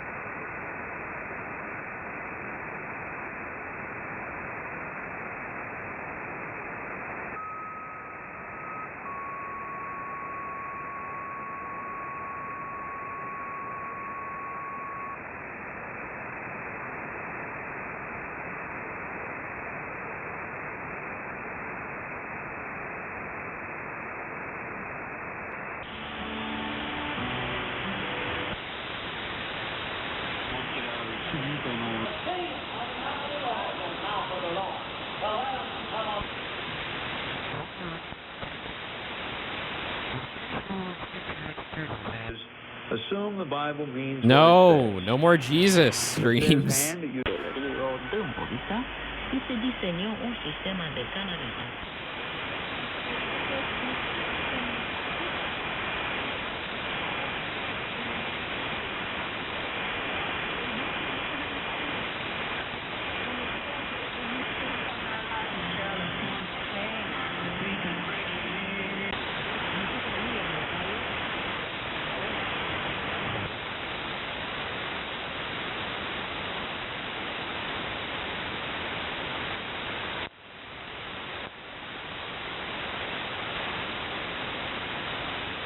High seas. Interesting. I wonder if these are maritime frequencies.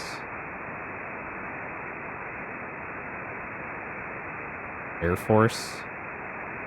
Emergency action message. So that's very interesting. I've heard, so there's people that monitor this signal too and post like YouTube videos when something comes through because it's not actually that frequent. So if you go to YouTube and you look for like EAM, there's radio fans, yeah, that monitor this stuff. So this is US military shortwave. So they'll issue like messages through this. And usually they're about like military stuff, right? Like troop movements or exercises going on. It's really interesting. Oh yeah, this dude, neat intel. So he's always streaming this frequency or one of these EAM frequencies, kind of like I am right now, and he always uses like Korean like K-pop idol girls in his fucking thumbnails. And it's just like, okay, bro. But he does streams like that where he's just always monitoring this frequency and then like clipping it and then like posting interesting messages on his YouTube. I just think it's so funny how he always uses like cute Asian girls in his thumbnails. Like, look at this shit. And I think they're like AI generated too. I think he goes to like an AI generator and he's like cute like Asian girl with, you know, hat and blonde hair, and he just like makes these like AI images. Yeah. They're just, yeah. It's so weird. Radio is so bizarre. Anyway, we'll try and find a couple more interesting frequencies and then we'll call it. This is all like news and like national radio type stuff. What is this? Oh, my ears. That's painful. 30 meter. More Air Force frequencies. But nothing to listen to. Frequently a vehicle of evangelical Christianity. Oh my God. Faith among Jews by presenting it. No.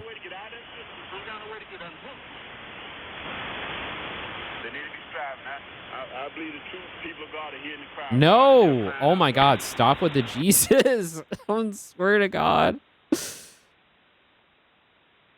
40 meter. Fishers? Question mark? This looks like teletype. No.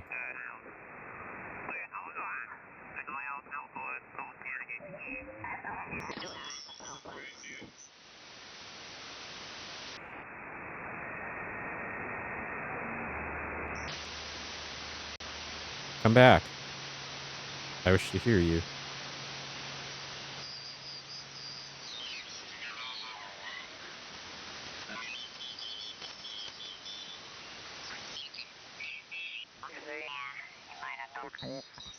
Eating, and then maybe he's gonna.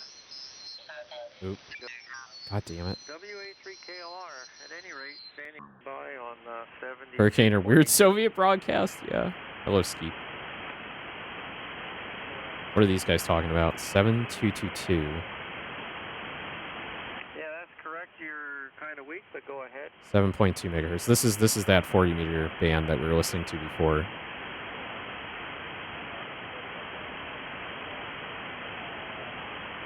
Yeah, I can't hear that other guy at all.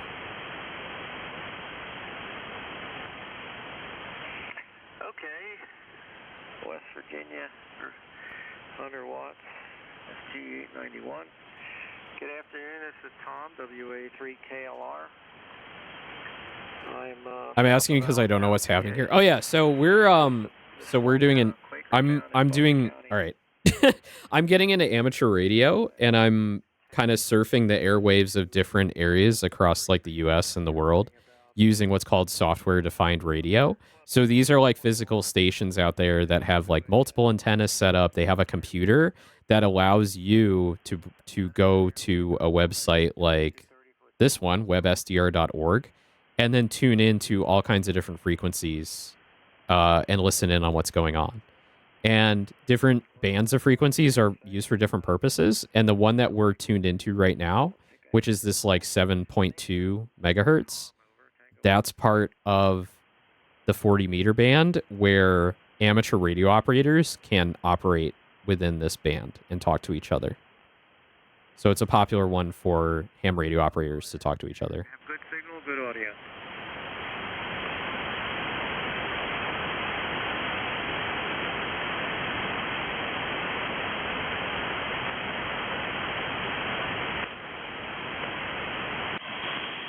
Yeah, okay, very good. And yeah, I got on here. We have an Antique Wireless Association club member.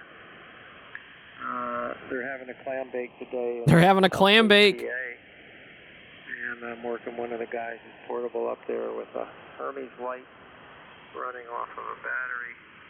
And I had other functions today, so I couldn't get up there. So the plan was, as soon as I got home in the afternoon, get on here and try to work them into clam bake. And Doug was on there, but he's probably eating now. He's eating his clams. He's enjoying his clam bake. Yeah, well, here's the rub. They can plug anything into that slot. Well, it'll have to be Raspberry Pi.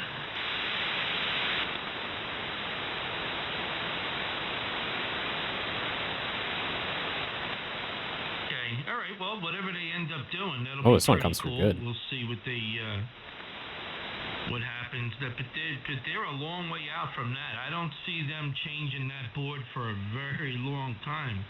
They've been using that board for quite some time. The only thing they did was change the device, right? The field programmable gate array was the only thing that they changed, I think, on that board.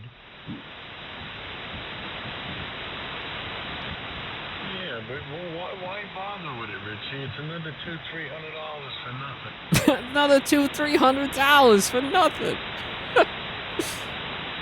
Then you got the obsolescence. Why they designed it that way. Well, the Hermes Light, too, is using the same thing with that modem chip. And they're all pretty much, in going down the same route unless... see, you're an engineer. I don't know.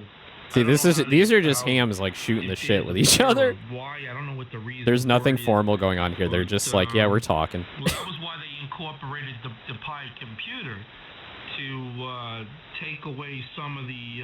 Now, what I'm confused about is like you're supposed to use your call sign every so often. I don't hear them like using their call sign. They're just having a conversation, which is interesting. So that this way they could, it would free up some of the, the instructions or the processing power to do other things. Part of what I'm still learning about.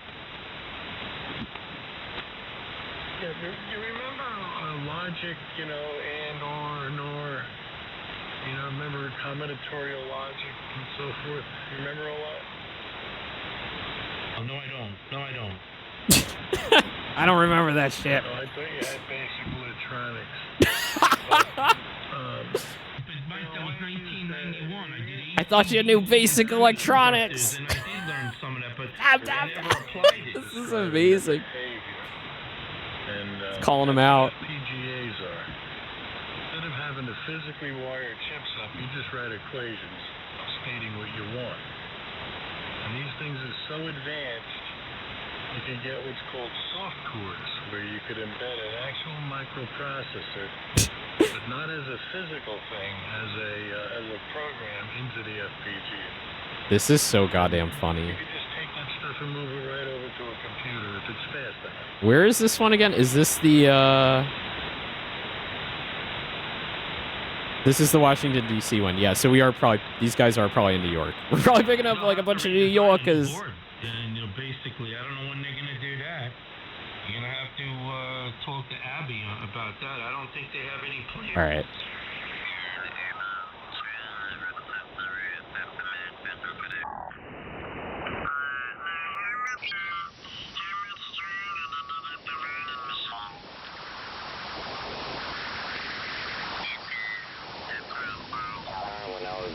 Because I bought one of the Baofeng UV5R. Oh, he's talking about the Baofeng.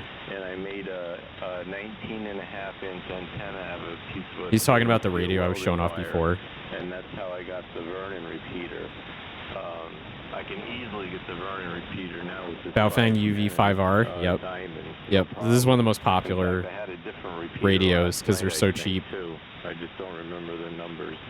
I'm new at this repeater stuff, dude. Yeah, well, I don't really fool around repeaters anyway, but how much stronger do you think you heard the Vernon machine from what you had? Literally crystal clear. I mean, crystal clear. And I don't want to use repeaters either. I'd rather just talk on FM because repeaters are personally owned by people, I believe, and whatever. I don't want to get involved in that kind of mess. Well, yeah, they are kind of owned by people or by clubs, and they have their rules and stuff like that. And the other thing is, there's so many repeaters linked now to other repeaters, you don't really know, how many towns you're really getting into. That's true. That's true. If you're broadcasting a repeater, it's like, oh, is this networked with other repeaters? How far am I going out? Yep, I agree. I think that's a good idea. And Dave gave me a good website for the New England Repeater Directory, so I have that on my computer now. However, I got to deal with the neurologist this week, so hopefully I can go back to work. I'm pretty sure you heard I had a brain bleed, but everything seems to be okay. No headaches, no dizziness. So I'm hoping that I get a note on the 13th to go back to work on the 4th. But it's up to him, and that's on the 13th in Bridgeport. Yeah, I heard about all that. I'm sorry you had to go through all that stuff. That's bad news. It's terrible. What was that? Something like shot through the waterfall there. Did you hear that one? I still ride that. It's interesting interference. If I go down and hit my head, I'm gonna hurt myself even with that. Yeah, I think it's funny because I bought a brand new Ruckus, Honda Ruckus 2020. A what? A Honda Ruckus? Or something down in Groton. Because I don't want to write. Didn't expect to hear someone talking about being diagnosed with a brain bleed. Yeah, I mean, this is radio, right? I mean, these guys know they're broadcasting on an open frequency. Anyone could be listening in, but like. But it's too dangerous for me. You know. And I don't belong on the. Oh, it's a okay. The Honda Ruckus. It's a scooter. It's a motorized scooter. Interesting. And I feel really safe in that too. Do you think it feels like streaming in a way? Yeah, it really is like streaming. It definitely is, because you're kind of broadcasting out to the world. Anyone could tune in. I own a tractor trailer. I own a 9670 International. I bought it at an auction. Dude's a trucker. Because for 20 plus years I worked for the town of Wyndham, And that's all I worked on was this freaking international truck the whole time I was there. These guys are from Connecticut, it sounds like. And they're talking about like Groton the and cab over, dude, and the coast. Black.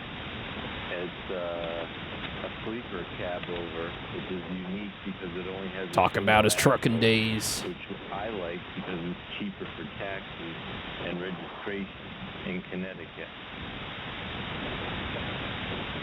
Wow, you know, you're talking about axles and all that. Yeah, it's just wow, that's something.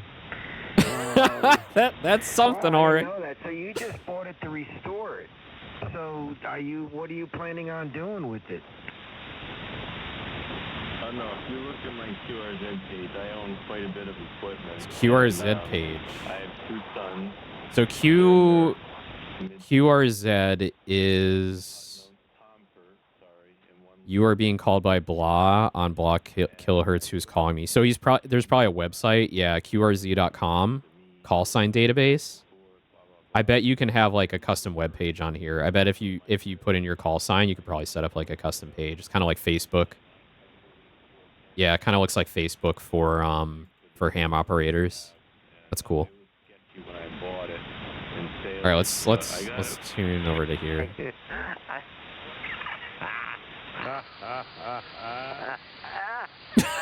They're just having a good time. I can't talk. They're losing it. That's funny. Hey, Rick. Goodbye, boy. Gotta leave. What are they talking about? See ya. Oh. Hey, boy. Hey, boy.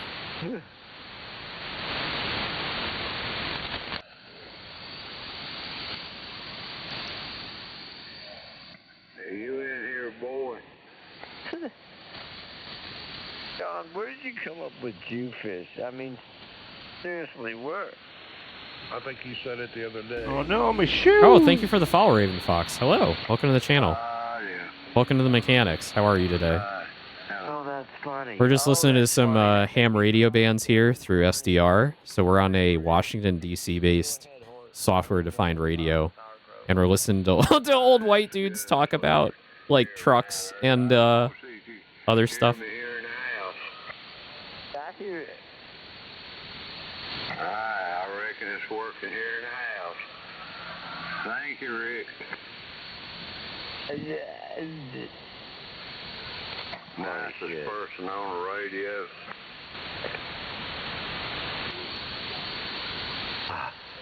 And the smartest. What are they talking about? Come on now. Don't keep saying it. I'm just saying it like it is.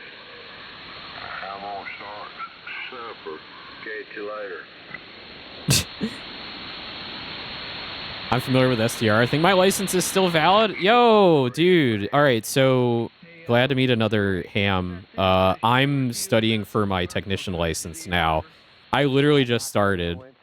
So I'm kind of like using the streaming to kind of like encourage me to continue with it. Used to broadcast from Atlanta. Whoa, don't drop your call sign. Don't want to get doxxed. W Beast. That's amazing. How do you get a vanity call sign from the FCC? Do you just have to pay for it, or do you need to like, is there like a whole application process? Somebody play it back. I was supposed to record it. I don't know what the hell I'm doing. I got a memory card in. You fill out the module and pay. Simple as that. Nice. That's so cool. Yeah, I'm very, very new to this. Like, I knew some things back in the day, but I still haven't. I don't know everything. So like, I'm really just starting from scratch. I'm starting to familiarize myself with like the different amateur radio bands. I bought an SDR, so I've like spent out time outside with the dipole and my laptop, just kind of listening into local frequencies. Kind of going through the different Q signals. As we've been listening in. So we were listening into a couple of networks recently. So there's like a noontime network like out west, which is pretty cool. And now I'm just on the 40 meter band, just listening to like old dudes like shoot the shit. What are they talking about? It's like vaporizing Toronto. Like what? Be a big crater where his house used to be. Shut up about the Jew Fest, you freaking monkey. Oh, wow. Okay. All right. Getting a little not say so. Let's get away from that one. Love it. My area was pretty dead, but it's still useful in case of natural emergencies. Yeah. Yeah. I'm very interested in just the concepts in general, the ability to, you know, broadcast on certain frequencies, but also mostly what really got me into it was, I was talking about this earlier in the stream. A guy I follow, not this guy, a guy I follow on YouTube called Save It for Parts. And he does a lot of satellite, pulling down like satellite feeds and getting like weather images and things like that, and showing you how simply done it is. Like you don't need to spend a ton of money on a radio and an antenna to do it. So I'm really interested in pulling down like weather satellite images and data. So I'm probably going to be looking into doing that next. Really cool stuff. Sally, I had to move away from Italy because of some serious health issues. Now I'm getting back on track and starting over. Dude, good for you. That's awesome.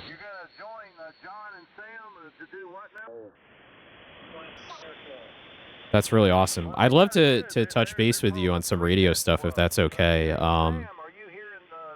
Don't know if you stream or you're on Twitter or whatever, but yeah. Or on Discord. Love to hear for some other like ham radio dudes as I work through this. Oh yeah, the DIY is awesome. Made contact with the ISS. Yeah, I saw a video of that with a guy. Let me find it. So I found a video. A guy with like a handheld Yagi antenna was able to reach an astronaut on the ISS. So cool. Discord best, same handle. Yeah, I'll shoot you a DM. See if we can find it.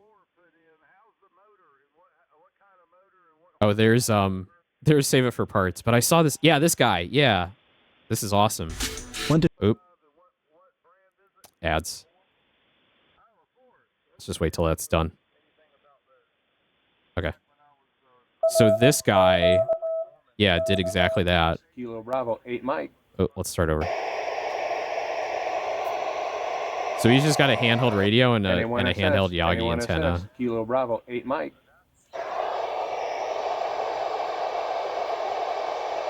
Kilo Bravo 8 Mike, NA1SS has you loud and clear aboard the space station. Welcome aboard. That's so cool. That's just so cool. Wow, that was impressive. There was nobody on. I had seen on Facebook that they were making some random contacts, so I set the antenna up quick. This is just your typical Arrow antenna, and I have a home-built duplexer in there for VHF and UHF. FT60 handheld. Seemed to work pretty good. Yeah, it's just so, and you can tell like how happy he is about that. It's just like really neat. It's like talking to someone out in space. That's like one of the coolest things I can think of to do the radio. Whew. All right, mechanics. We've been going for 2 hours. I think I've shown you a good cross section of radio and what I'm learning and just doing this stuff. I had a lot of fun. I might do this again when I know a little bit more.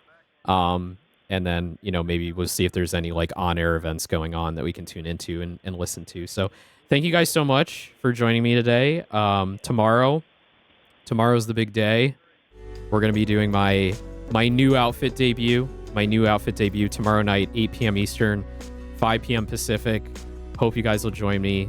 Thank you so much. I hope you all have a great rest of your weekend, and I will see you tomorrow. All right? Thank you so much.